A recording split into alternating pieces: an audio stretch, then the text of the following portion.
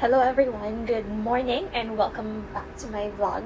I'm now here in Cebu in one of the quarantine hotels.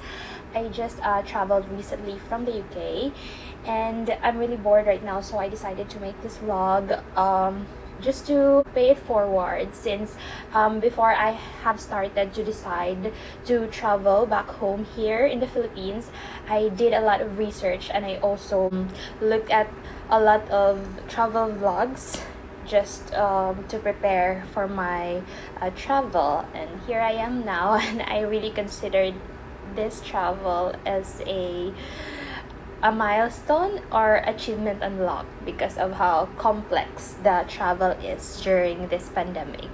So keep on watching. So after you have booked the tickets, make sure you do research about the requirements that your airline is implementing. It does not limit to the documents that you need to submit, but you also need to research the entry requirements from your port of origin. Say for example, I'm traveling from London Heathrow, so I research about it. And then I also research for the transiting country requirements. I transited in Doha, Qatar via Qatar Airways, so I checked there through their website their requirements.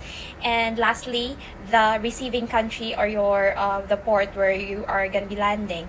I arrived at Mactan International Airport in Cebu, Philippines, so I also made sure to check the requirements. It's also on their website. I think this travel during a pandemic, you really have to prepare yourself because of the verification process. It really takes a lot of time and you have to be patient and also prepare physically, that it's not as easy as just traveling and presenting your passport.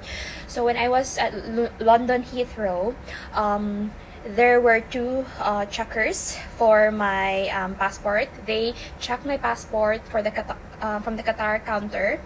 They also checked if I did my COVID swab, but I know when I researched the requirements that Qatar Airways does not require it for travelers coming to the Philippines, since our country, the Philippines, does not require it because we are gonna be swabbed upon arrival. But nonetheless, they just asked me to fill out this form. They will hand it to you just to declare that if ever there are any documents that you're gonna present, they could access it, like, you know, just more like privacy statements about your health and everything. Then after that, I think that's it. It's more like verification. They're gonna ask you to remove your mask and compare it to the photo in your passport. Then after the initial verification, you're going to the check-in counter. The difference is really how long it would take for all the verification process to be finished. So make sure you had your documents ready and arrive on time. Or I actually arrived like maybe 5 hours prior to the flight, just to make sure. So the transit in Qatar was really smooth. They did not ask me for any other documents aside from my passport and boarding pass. So I just waited there at the gate. Then I had a 2-hour layover in Qatar. So yeah, I just go ahead and get on to my next flight, which is to Cebu, Philippines. The challenging part for me in this whole travel of mine is the arrival to the Philippines. You know, I think before you really get excited going home to the Philippines and seeing your loved ones, but right now it's more like when you get to the airport, it's hassle, it's uncomfortable. You're not gonna be able to see your family right away. Yeah, it takes a lot of, I don't know, it's just sad. So the requirements that I presented when I arrived at Mactan Airport is just a disclaimer that I arrived last 27th of July 2021, and some requirement might change like every single day, so you have to really check on their website. So like months or weeks prior, I keep on checking, and even like a night prior to my flight, I checked the requirements. So I presented first is the they want the travel barcode. So I registered through their website. So gonna validate your passport and everything. I think that's mainly it. The Mactan registration, and also the Traze App, because you're gonna scan something on the airport. And then, but it's not that easy, because first when you get off the aircraft, you're gonna go to the briefing area where I think a head nurse will gonna brief you what will happen in this airport. And then after that, we're gonna proceed to the verification or validation of passports and everything. And then it takes a long time. Maybe I queued there for more than or nearly an hour just to get to the validation counter.